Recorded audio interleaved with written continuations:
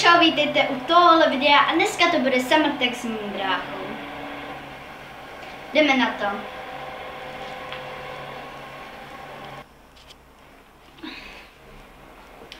První otázka je pláž nebo bazén?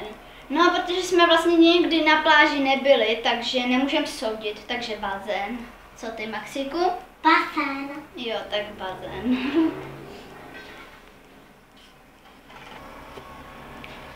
Další otázka je, jedeš na dovolenou?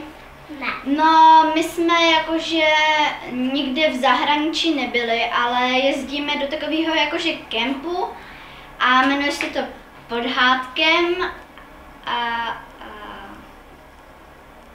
můj brácha je retard a už jsme vlastně na takový jakože dovolený byli, takže jsme na dovolený byli. Že jo, Maxíku? Jo. Další otázka je, jaká je tvoje vysněná dovolená? No, moje vysněná dovolená, no já nevím, nikdy jsem nebyla na té pláži, tak bych chtěla jet asi do Chorvatska, nebo prostě tam, kde je moře.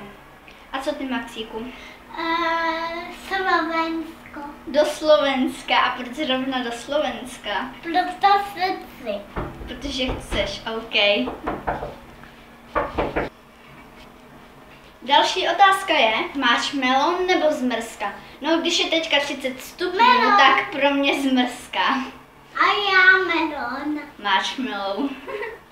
Takže marshmallow a pro mě zmrzka. Další otázka je, jestli se opálím nebo spálím. No, když jsem byla minulý rok na dovolené, tak vlastně jsem se... Omlouvám se, ale vtrhla nám sem ségra, protože chtěla něco na mobilu, ale to neřeš.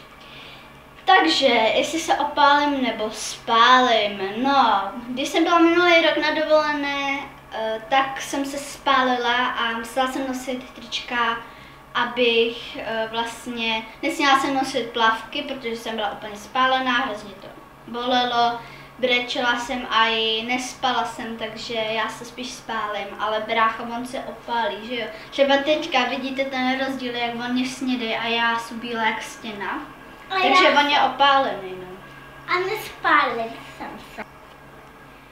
Další otázka je, jaký je oblíbený lak na nechty teďka v létě. No, já ho mám i tady, takže vám ho ukážu. Je to tenhle od Naby. Jmenuje se Nail Laguer. Já nevím, jak to vidíte, jo? Je to odstín 59 a je to v takovém odstínu jakože marshmallow a teďka já to hrozně nosím. Akorát teďka mám odlakovaný nechty, takže to nemám. Takže tenhle. Další otázka je, jestli jsem v létě spíš u bazénu nebo se dívám na televizi.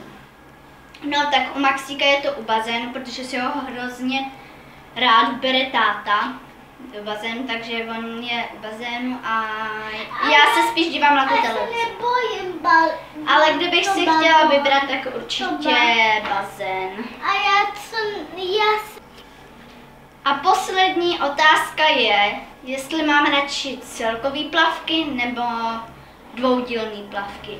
Já neměla jakože celkový plavky nikdy na sobě a ani bych si to na sebe nikdy nenavlíkla, protože já nechápu, jak to někdo může nosit, to je tak hrozná věc.